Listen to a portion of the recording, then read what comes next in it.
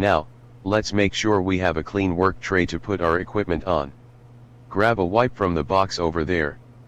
Let's use this to clean the work tray surface. Just touch the tray top with the wipe. Okay, the tray is clean now. You can throw the wipe in the bin over there. We should now collect our equipment in the order we will be needing them during the procedure. Let's start by getting you a pair of disposable non-sterile nitrile gloves from the box over here. Go ahead and grab one. Drop it on the work tray. Grab another glove from the box. See this drawer over here? That's where the rest of the supplies are located.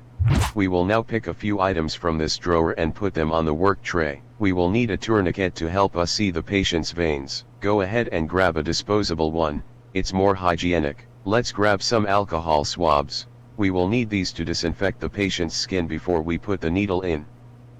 Next, let's get a vacutainer. It's this piece of plastic that will host the needle and our sample tube. Now we need a needle. Make sure you pick one with a safety guard.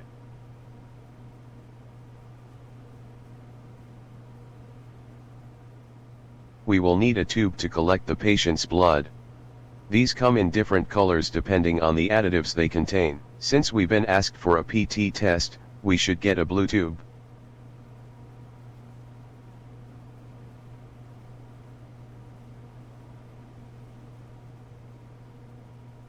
We will need something to stop the bleeding once we take the needle out, so grab at least 2 gauze swabs from the supplies.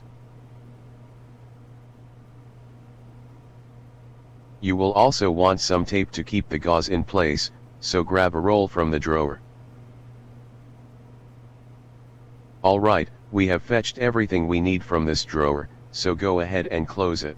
Let's finish our preparation by assembling the vacutainer and the needle, so that we won't have to do it later. First, grab the vacutainer in. Now, grab the needle with your other hand. Bring your hands together to connect the 2 parts. Now put the assembled device back on the work tray, we will use it later. Alright, now that we're done with the formalities, let's clean your hands. If they are not visibly dirty, you can just use alcohol hand rub. Otherwise, you should wash them with soap and water. Yours don't seem too dirty, so go ahead and use the hand alcohol dispenser on the wall over there. Place each hand under the dispenser. Now let's put your gloves on. To equip a glove, simply grab it from the tray with one hand and drop it over your other hand. Great. Now do the same for the other glove. Next, we should inspect the patient's arm and try to find a good spot to insert the needle. First, let's make sure the arm is in a good position. Go ahead and ask the patient to keep his arm extended.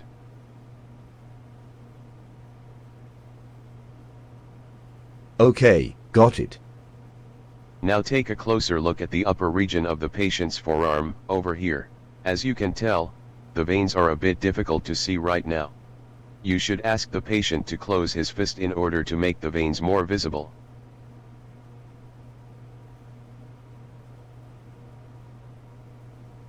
Okay, got it. Good, that did the trick.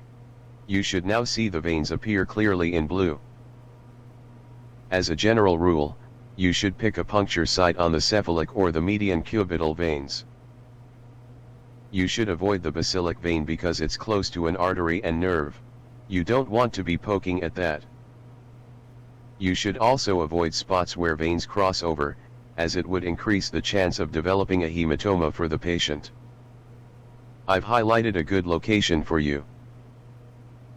Grab an alcohol swab from the work tray. Open the wrapper by grabbing it with your free hand. Now wipe the puncture site area with this alcohol swab for at least 30 seconds, in front to back motion. It's important to wipe in a front to back linear motion. Circular wiping motion is no longer regarded as good practice. You can stop wiping. Let's wait another 30 seconds for the skin to dry.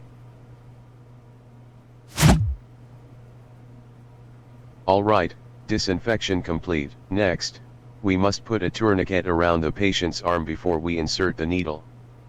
Grab the single-use tourniquet from the work tray. You should place the tourniquet about 10 centimeters above our puncture site. I've marked the location for you. Now we need to tighten the tourniquet enough to cut the blood flow from the veins, but not so tight that it would also affect the arteries. To tighten the tourniquet, aim your laser pointer at it, then press the trigger button. Good job.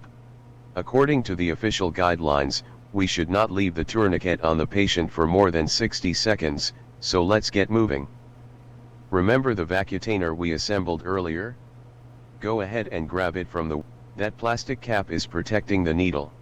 Remove it with your free hand. Good. You can take a moment to inspect the needle for eventual defects.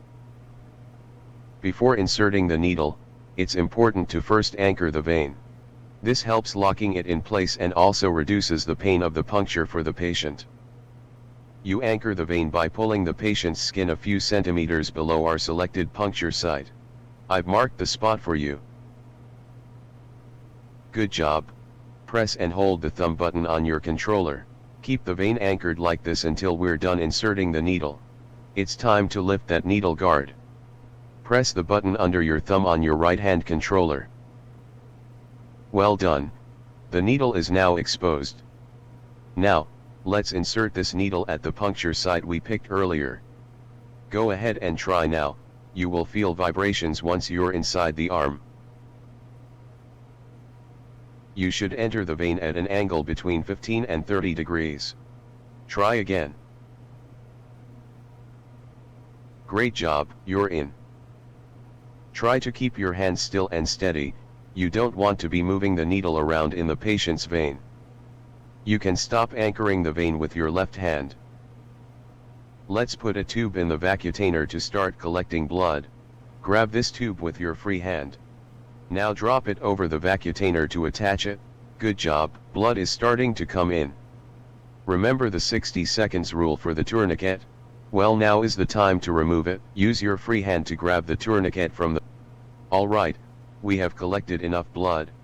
Grab the tube with your free hand to remove it from the vacutainer. Now we have to mix the blood and additives together by inverting the tube at least 8 times in a row. Go ahead and do it now. Well done. Now do this again 7 more times. Okay, this is mixed properly now.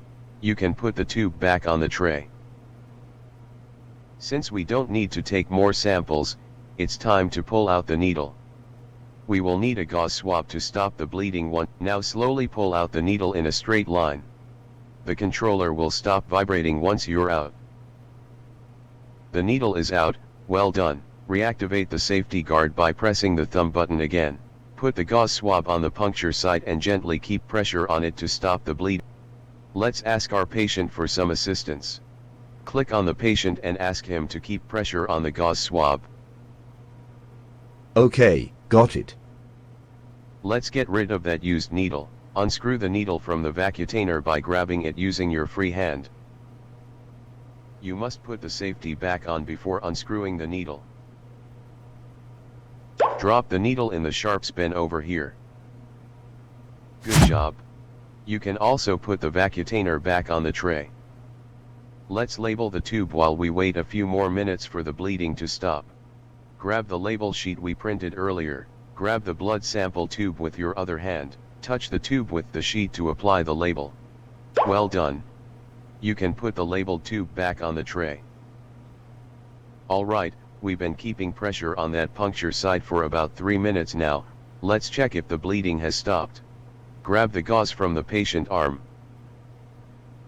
It seems the bleeding has stopped indeed.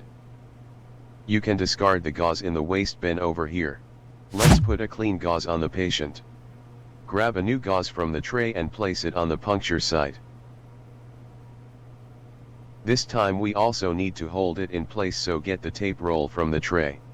Grab a piece of tape from the roll using your other hand. Drop the piece of tape over the gauze swab. Good, we're almost done. You should now give some final instructions to the patient before letting him go.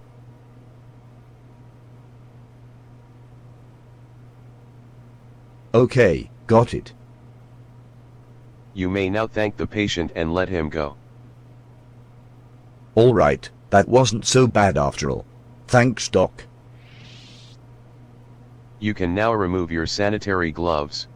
Grab and drop them one by one in the waste bin over there. Now do the same for the other hand. Let's clean these hands again using the alcohol rub dispenser. Last, but not least, we should pack up the blood samples and send them off to the lab for testing. Grab the tube with our blood sample.